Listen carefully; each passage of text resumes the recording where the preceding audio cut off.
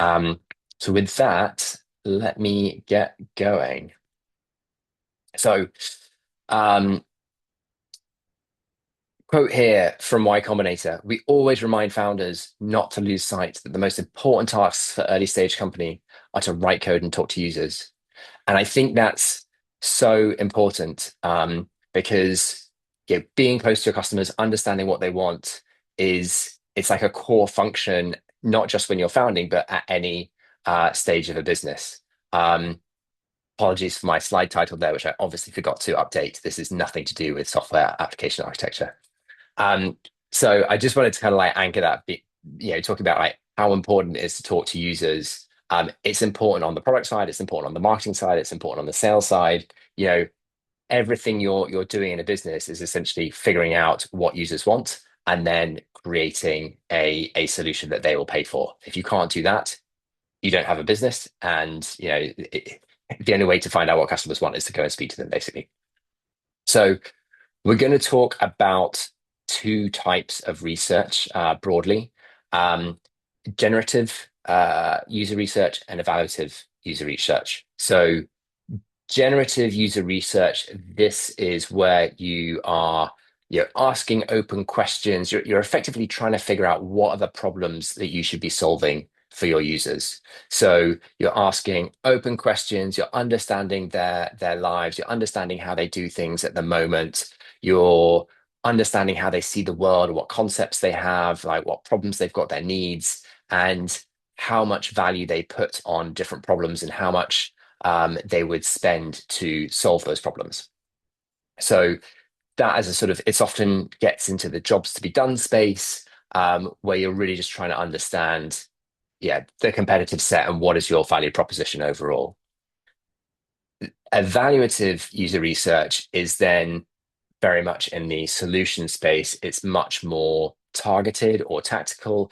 So here you are usually testing for usability. So you have a feature, a prototype or mock-ups or a concept, and you're looking to get feedback on it.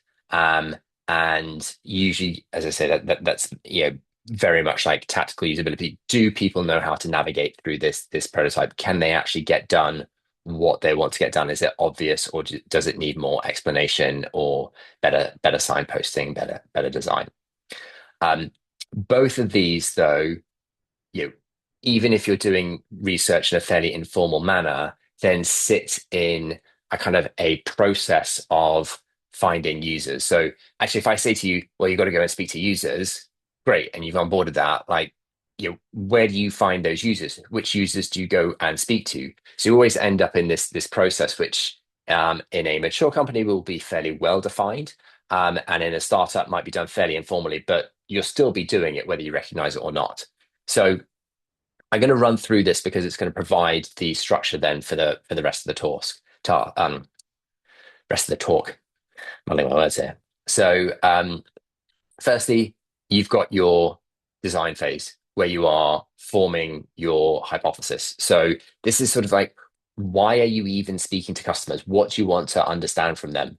And again, we'll talk about this in a bit more detail. You can write this up as a kind of formal brief, or you could just have in your mind as you like get on the call, like actually what do you want to get out of this chat? But it's really important to have that in mind so that you don't just have a kind of very broad, nice chat, which actually isn't very useful, but you actually do ask questions that kind of get you the answers that you want. So once you've decided why you're going to speak to users, you need to go and find some people to speak to. This is the recruiting phase. So how do you actually come up with a pool of users that you can then go and find some to speak to? Once you've got your pool, you're usually going to select some of those that you're going to speak to. Um, this can kind of get, effectively you can do the screening or the filtering like in the recruitment phase and only recruit people who meet your screening criteria. Sometimes you'll recruit like a whole bunch of people, and then depending on what questions you want to get answered, you'll then filter that pool of user researchers and in the screening process before inviting them to an interview. Then you've actually got to find a time to chat with them, right? So you might be doing this remotely. I mean, generally you'll be doing this remotely. So you'll just need to book in a call with them. You might be doing it in person. You need to get them into your office or need to go and see them. In which case, yeah, you'll need to sort out the location, all the logistics of it as well. But that I include this because this can often be sort of like quite a big barrier. Just speaking to more users is actually this whole process of recruiting, screening, scheduling. That is sort of like the difficult bit. And actually, once you're into speaking to people, then that's kind of like fairly straightforward, or you start getting value straight away fairly easily, right? Like that's yeah. Everyone wants to speak to users, but it's the sort of logistics involved in some of these earlier steps that can make that difficult to actually make happen. And then obviously, once you've spoken to people or a bunch of people, they need to work out what it all means. So there's some sort of synthesis or analysis phase where you actually process what you've heard across one interview, multiple interviews, and share that with the rest of the organization. So you all know what's doing. And I'd say like with this sort of process, in traditional user research, right, you're typically going through each of these stages in order. So, you've got a user research, and you say, great, this quarter we'd like to find out about purchasing behavior of our, super engaged buyers. Great. And they'll go and commission or put together a study and recruit a bunch of people. And this whole process might take, you know, 2 or 3 months to go through. I've definitely seen that in not large companies where the user research teams, because they want to go through everything very thoroughly, are taking, a couple of weeks at each of these steps. If you're a fan of Teresa Torres and continuous discovery habits, then what you're doing is you're still going through the same phases. Again, probably not as formal as you would be with, traditional or ad hoc user research, but you're doing them all in parallel simultaneously. So you're always recruiting users and kind of adding them to a pool of users you've got available to reach out to.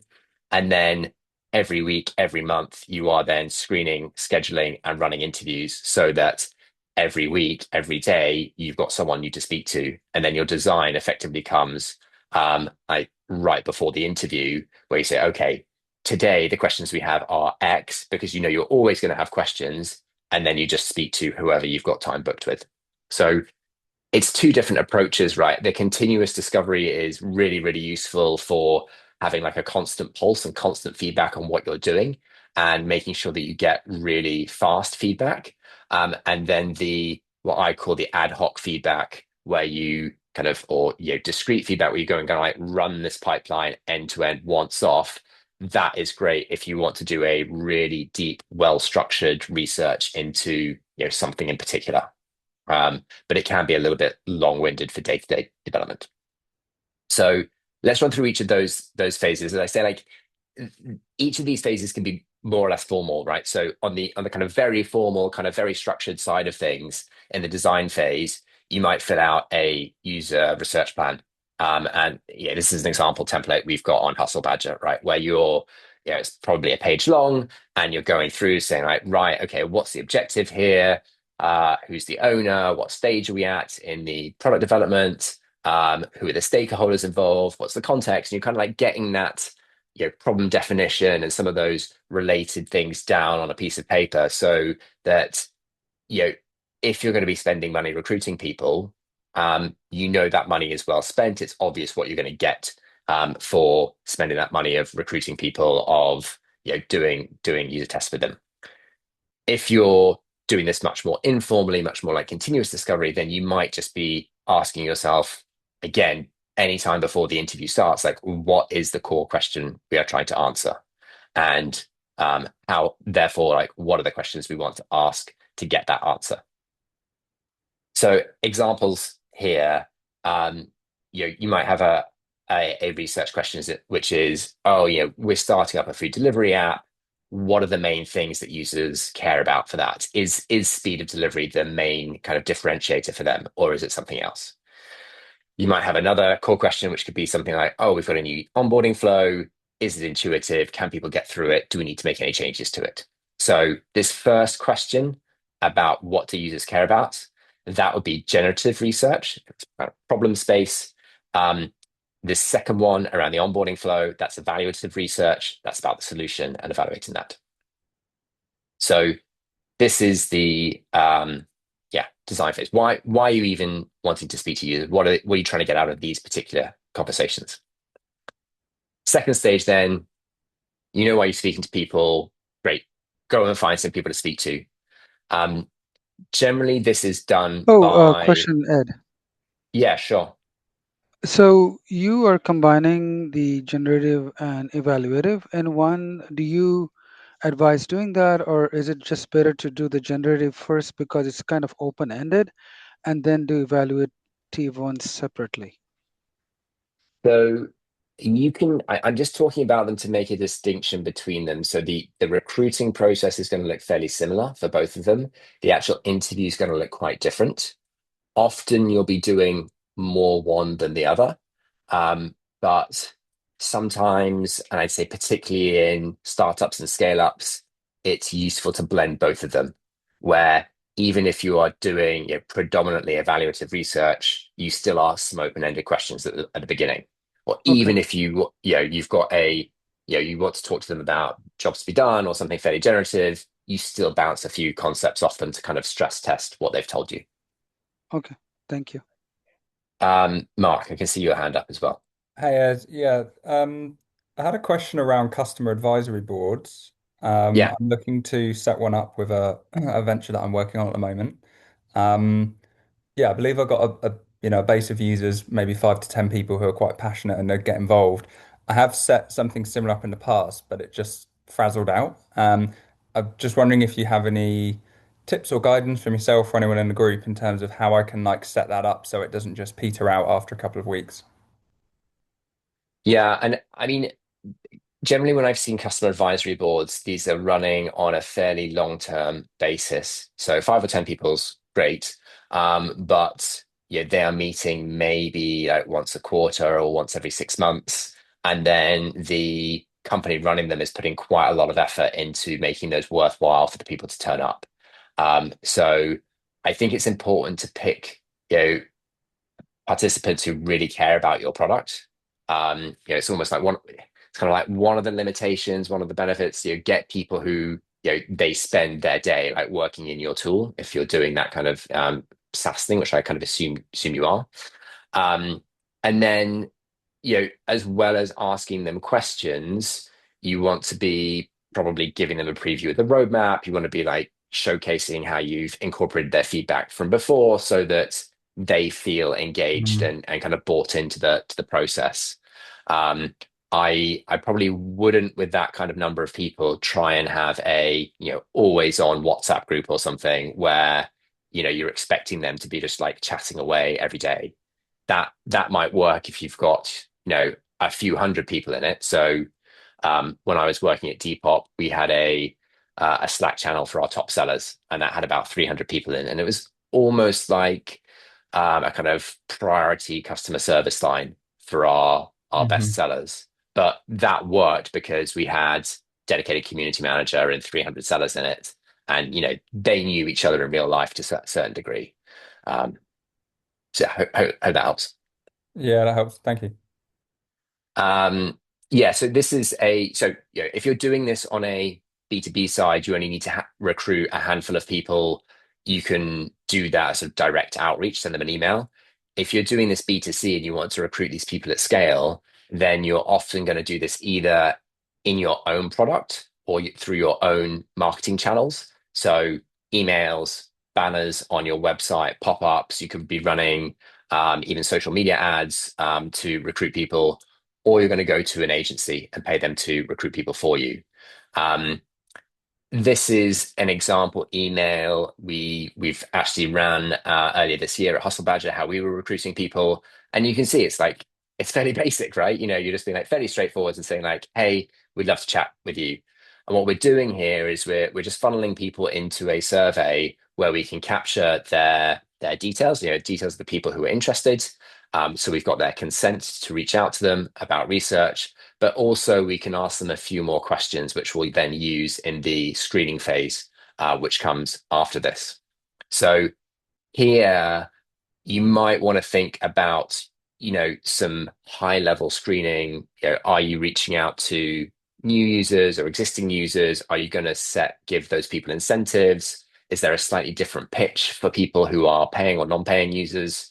Right. So you can tailor this message slightly depending on who you're reaching out to. But I would keep this as straightforward as possible, basically. Um, I would test it without incentives and see what response you get. Depending on what your product is, very often you will need to offer some kind of incentive. And again, I would just keep it as low as possible and increase it to whatever it needs to be. If you are recruiting students, then 10, 20 pounds of Amazon vouchers might work fine. If you need to speak to, consultant surgeons, for because you're doing a more kind of prosumer or B2B type of product, then you might need to offer them something much more. And that might not be financial, right? That could be some kind of other incentive of come to our event, come to our dinner, we'll offer you this thing that's really cool if you get involved. So screening people then, what you should end up with after again, if you've done this on the B2B side, so you've recruited like a lot of people, you should end up with a database. You sent them to, or you're sending them to a form like this, where you are then capturing a bunch more details, and that is creating some kind of database then that you can look at. For B2B, this might just be a subset of your kind of regular CRM, where you kind of tag people who are happy to be involved in a customer advisory board or user research. So you can see here, our survey, again, this is a real survey that we've used. We start with a fairly basic, what's your email address so we can reach out to people, and are you happy to have a call? So we've got that kind of key information up front. But then after that, we're going to ask people some additional questions that allows us to sense check or kind of decide whether they're going to be right for the questions that we want to ask them. So that might be things like, in Hustle Badger's case, are they a paying customer or not? Have they done one of our courses or not? Like, which aspects of the product have they used? Have they, when did they sign up? So we can look at, people who've joined in the last 30 days.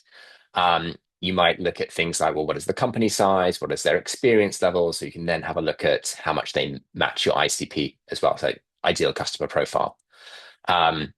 So these kinds of questions, you want to use a bit of judgment there, how many questions you can fit into your survey where people actually complete it, but you get some useful data. But then you can fill that out.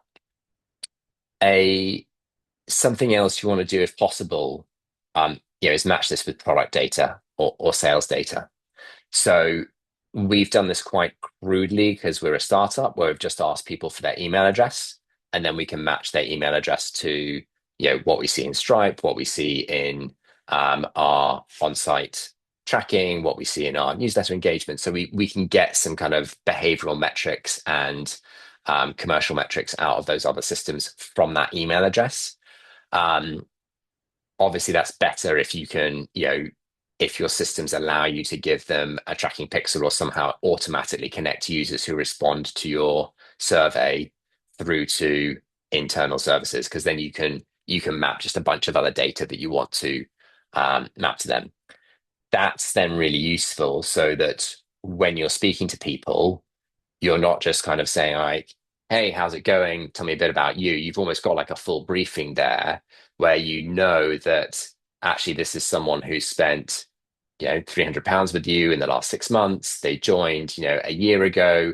They've done, they've engaged with these three product features, but not the fourth and fifth one that you're talking about. And you've got this whole context about what they do before you even get into the conversation. So that's just like really, really valuable then for getting more time out of them.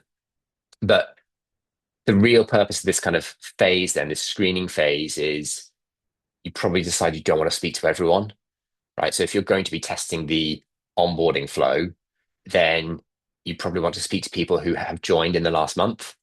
Whereas if you want to test the sort of, I don't know, the day-to-day flows and the key value proposition, you might speak to people who are using this at least 3 times a day, using your product 3 times a day. So you can kind of decide how, out of all this information you've got and this kind of these customer profiles you've then enriched, which ones are you going to filter for before you actually invite them into an interview. So once you've made that decision, right, you've created your shortlist, then you're going to send out some invites and probably set up some kind of call. Again, we use Calendly for this. You might use Calendly. Google Calendar now has a booking page where you can do this. There are other kind of very similar services, but you really want to automate this because it is such a time sink otherwise, and it's really easy to automate as well. If you have a Zapier or Relay or any of these workflow automation tools, you can easily be saying like, hey, of all the users that signed up in the last, every day, pick, X at random and send them that first email sort of saying like, hey, can we have your feedback? And then if they answer it, just, paying X number every week, a calendar link to book in more numbers. And then depending on how your calendar is getting booked up, you can kind of adjust how many people you're automatically sending emails out to. So this, again, the nice thing about Calendly is you can block out times in your calendar. So the way I do this is always to set quite strict times where maybe once or twice a week I'll have like a 2 or 3 hour window where people can book their interviews. And again, you're kind of trusting them to do that because maybe you've offered them an incentive, or maybe they're just really enthusiastic to speak to you because they love your product. But then you're going to have like you've got a section of time in your week where you're always going to be speaking to customers. You just keep that free. And if no one books a time, that's great. You've got some focus time, back, and you can work on something else. Um, One thing I've seen work really well is also kind of enforcing this for senior people in companies. So at Carwow, certainly what they were doing a couple of years ago was every member of the exec, so every kind of CXO had to have a certain number of hours blocked out in their calendar every month for customer interviews. And they would then have that time blocked. No one could put anything in it. And the user research team would then kind of effectively set up the user interviews so that some of these Calendly invites then went to the execs' diaries. So the execs then had a steady flow of customers they were speaking to, and all of them were just really, really close to the customers. They weren't getting their information via Teams or via reports. They were speaking to real customers every month. So I think there's some, if you don't have to think too hard about this, where you can set up your processes that it's not just 1 or 2 people who are doing user interviews, but you're making sure your whole organization is speaking to customers on a regular basis, and you're really kind of infusing the whole organization with that sense of like, who are our customers? What do they want? So once you've got that time then booked in your calendar, then you're onto your point when you're like, okay, we're actually going to speak to these people. And again, I'm going to go through the differences here between generative and evaluative research here. And broadly, this is the same whether you're doing this in person or whether you're doing this remotely, right? There's not, there's some kind of like minor tweaks there, but probably not worth going into. So for whether you're doing generative or evaluative, just a few kind of like words on opening and closing the conversation. So opening, you typically remind people, hey, we're not testing you. There are no right answers or wrong answers.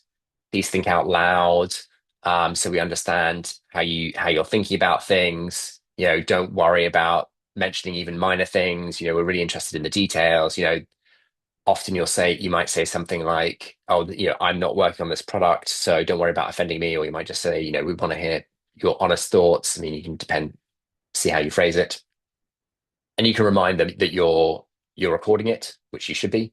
And if they're going to get a reward or an incentive at the end. Then you're going to go into your interview, right? So you don't really want to give them any context or very little context on the idea or the company because you want them to come to that cold, right? You want them to be as though they had just landed on the website or as though they'd just come across the concept.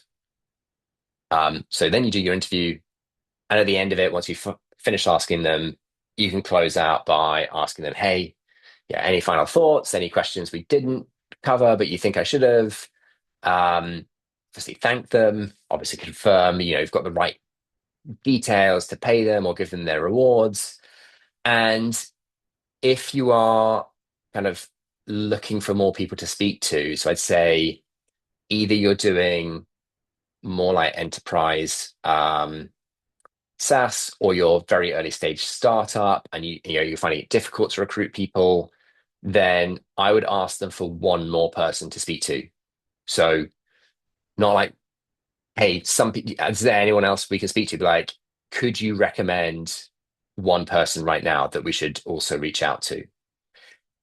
The rationale for that is if you ask people for just one person to speak to, or the best person to speak to, that is just significantly less cognitive load and easier for them to do than to ask them for a list of two or three people. So you will almost always get one person more, and sometimes you'll get a few more than that. So you can continue doing your user research. Whereas if you ask people for recommendations, everyone will say, "Oh yeah, great. I'll drop you an email with a few names," and then hardly any of them will actually follow up. So even though in theory you're getting like more than one name for every interview you're doing, actually you have a declining number of people over time. So that's opening and closing. A few general notes on this. So people are really unreliable witnesses. We think kind of, oh, courtroom drama, the witness is going to be the thing that, the person that makes or breaks the case. Like people are really, really bad at remembering what happened and kind of saying how they're going to act. And a large part of what you're doing when you're doing user research is effectively mitigating against how bad humans are at telling you about how they're going to do things. So a few examples here. Rationale. Yeah, people don't accurately report why they did things in the past, why they like things, or what they might do in the future. So often, and there's tons of like great innovative experiments like proving this. A lot of the time, if you ask people, um, even how they've done things in the past, they will kind of make up reasons rather than actually recall why they actually did it. So they kind of post-rationalize their actions. And particularly if you ask them what they will do in the future, they'll sort of, like they'll just make something up on the spot. They'll just kind of blag it. And it won't really bear any relation to what they would actually do in real life. Um, there's also pretty good research that people don't have the ability to recall cognitive processes like what do they remember what do they remember in the past, how do they come up with ideas, how do they make decisions. These are like specific things that people are like very, very bad at recalling. So you need to be careful around asking questions in these areas. um, People are often extrapolate the answers, so if they remember what happened, then they will often fill in gaps between the things that they remember clearly, but they won't often know themselves or admit to you what they're kind of making up and what is kind of a real recollection or data point. And how people answer depends a huge amount on the context. So who's asking the question, what seems plausible to them today, and what are the broader social norms about the topic they're being asked, or what do they think, is an expected answer. So, how do you deal with all these problems? This seems like talking to people would be a horrible idea, but it is still a good idea, I promise. And you can make the feedback you get from people much, much stronger and much more useful by sticking to a few basic rules. So, in general, don't talk about your product. Like talk about them and their problems. So most people don't really care about your product. They certainly don't care about it as much as you do. And they, probably haven't really thought about it until they've got there in the room, like or on the call at that moment. So don't make this about the product and ask them, how we should tweak this or do that, or do they like this button? Like spend your time talking to them about what they're doing, their life, what problems they have, what challenges they face, what routines and habits they have, and what's going on in their world. Secondly, ask for specifics. So if you catch yourself using the words generally, typically, might do, what would you generally like? These are all like massive red flags where you should correct yourself, and you want to ask people about what they did on a specific and ideally recent occasion. So this is very similar to when you are interviewing people for jobs, right? Yes, you can give them, case studies and ask them what they do in a situation, but some people are really great at kind of just blagging it and just making stuff up on the spot and very bad at actually doing that. Whereas if you ask people how they dealt with situations in the past and what they did in the past, you're going to get a lot more accuracy. You're going to get a lot more detail, and you're going to be able to kind of dig deeper and kind of double down on the areas where you want to kind of get into the details and get more granularity.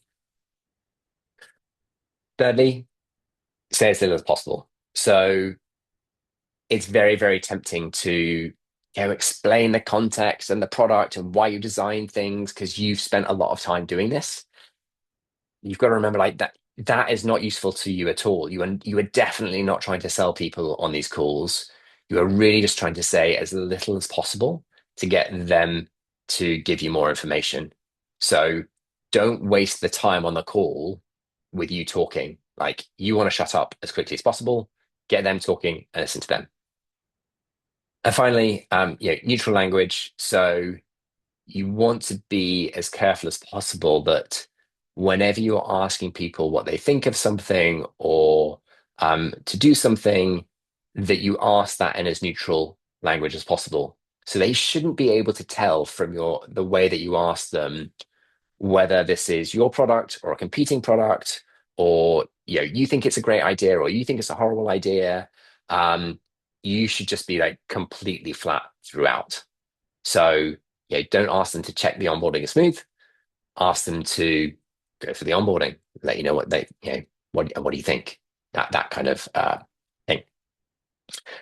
That then translates into evaluative generative research in slightly different ways. So in the generative research, I sort of think there are basically three things you want to learn in most of these conversations. And you can obviously go deeper on all of these. But in generative research, you're almost always trying to understand like what are the problems your users have. So questions you might ask are, how do you do X, some task, or tell me about the last time you did this, or walk me through the last time you did this. So you can see like very much you're trying to get that specific time in the past. You did something. When did you last buy a dress? When did you last go clothes shopping? Great. What did you buy? You know, who are you with? You ask all these little questions to make them really kind of get into the mindset of when they were there. And then you can say, okay, tell me about that day out when you went shopping. Like where did you go first? What time did you leave? When did you leave the house type of thing. You want to get to that level of detail and get them really kind of like centered in the experience. You then often want to talk about alternatives. So what would they do if their current solution didn't exist? Like how else might they solve their problem? And you might also want to talk to them about how do different solutions or different alternatives value? How do they see the value between them? So I think something to kind of bear in mind is that everyone's already got a solution to every problem that they've got, right? So it might not be the same type of solution that you're thinking. You're thinking they need a SaaS, and at the moment they're using like 10 interns, but they've got some kind of solution. or the solution is like, we just don't care about this because it's not a big enough problem. So you want to feel out what those alternatives are, and you want to understand the kind of relative pros and cons of them. And thirdly, price. So it's super important, I think, for any product just to understand the value that people put on problems, because it's very easy to find things that people find very annoying and are happy to kind of complain about endlessly, but they will never ever pay for. Um, and some things like meal planning is a great example of this. People hate meal planning. It's the bane of their lives, and particularly once they got families. They will like, ah, daily nightmare trying to figure out what to eat that night.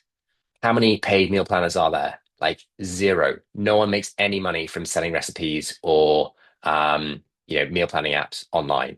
It all is bundled into existing supermarket checkouts and then not used very much. Um, so questions you can ask then about what are you currently spending on this problem? What's your budget to solve this problem? What's an acceptable price for this? You can get into your Van Westendorf kind of pricing questions if you want to get more specific. But understanding how much people would spend on this is really important to understand that if you build something, there is value there for your customers. On the evaluative side, you're not asking these big open questions, right? Because you're not testing for user needs or user value. You're testing for usability of a solution. So generally, you're going to be giving people a prototype or a staging site or something like this, and you're going to be giving them a specific task and scenario, and then just ask them to complete that task. And there you're not going to ask them any questions. You're just going to ask them to talk you through the process as they do it. So a few examples here, like you're working for Uber, you're redesigning the account creation process. You ask them to imagine that they're heading off on holiday and they want to book a taxi ahead of time to take them to the airport. So you want them to download the Uber app, set up an account, and book a car. Super simple. A couple more here. You're working at Stripe. You want to test the how easy it is for people to process refunds. So you tell them they work for an SMB and you want them to log in and give Fred Smith with this email address a refund. Great. Simple task for them to do. Notion, you're working at Notion. You're trying out new functionality to add permissions, roles, and responsibilities. Great. You tell them that they've got a new team member joining and you want them to log in, invite that person, and then give them the same rights and access as you. Okay, so it's these sorts of tasks then you're asking people to do, and you can give people multiple tasks. You can introduce new information as you go through, right? But basically, you're saying like, "Hey, go and do this thing," and you're just watching people and seeing what goes on. In both these cases, then digging deeper is like the fundamental skill, um, because the more that you dig in, the better the information is going to be. And generally, if you just ask people to like, "Hey, what's your problem?" Great. What do you think of this? They'll talk for a minute or two, and that might be interesting, but it's going to be very, very superficial. And it's only by really isolating and digging into each of the details that you kind of find the breakthrough insights that are going to change how you think about things. Some words or phrases to use this, like it can be super simple. You can just be like, "Go on," or "Tell me more about this." Um, or you can say things like, "Hey, you mentioned this thing, even if it's sometime later. Can you expand on that? Can you give me more color? Can you go through and explain that process, blow by blow?" Don't be afraid to kind of just tell them to go and ask them. It's the first of these two examples here. These aren't questions. So you don't even need to ask them a follow-up question. You can just be like, "Hey, can you say a bit more about that?" Simple as that. The other thing I think is really worth mentioning is non-verbal cues. So particularly if you're doing the evaluative research, you really want to be watching them closely. So you want to be watching their face as well as what's going on the screen. And you'll be looking for things like they pause, they frown slightly, they go quiet and stop narrating what they're doing because they're thinking. They start actually reading the text on the screen rather than just kind of clicking the obvious CTA. You can see where their cursor is, and if it's kind of like dancing about the screen. All these little things that you notice are going to give you a bit more insight about how they're thinking, what they're doing, and when you see them kind of change their behavioral pattern, that's when you might jump in with a question and be like, "Oh, hey, yeah, I can see you're pausing there. What are you thinking?" You could just like prompt them so that they remember that you already asked them to be speaking out loud and telling you what they're thinking.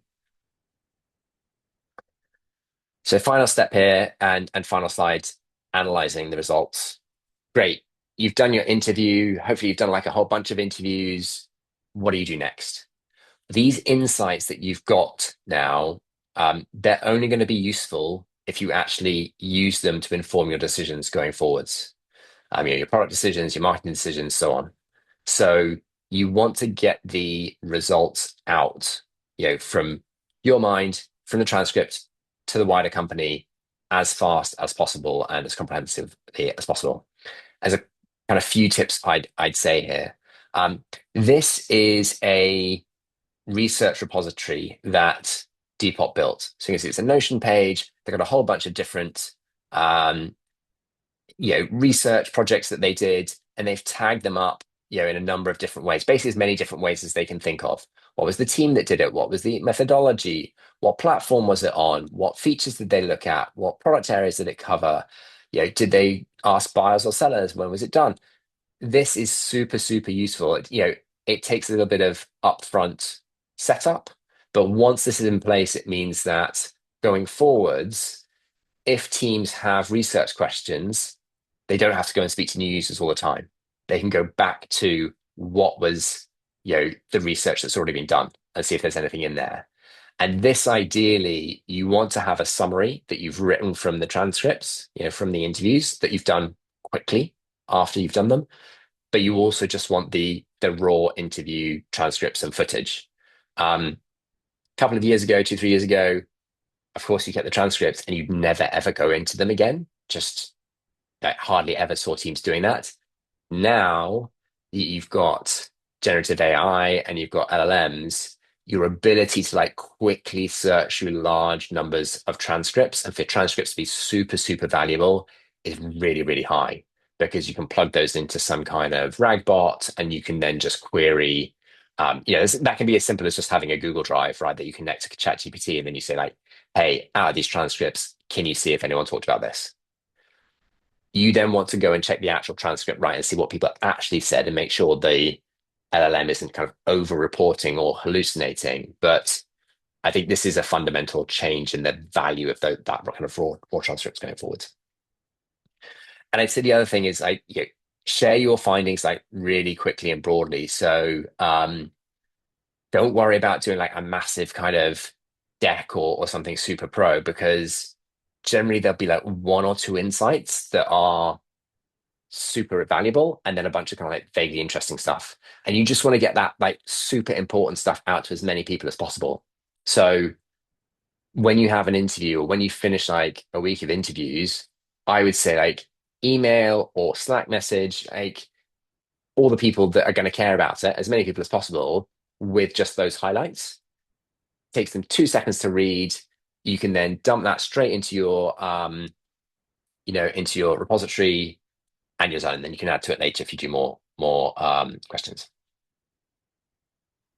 Um, super.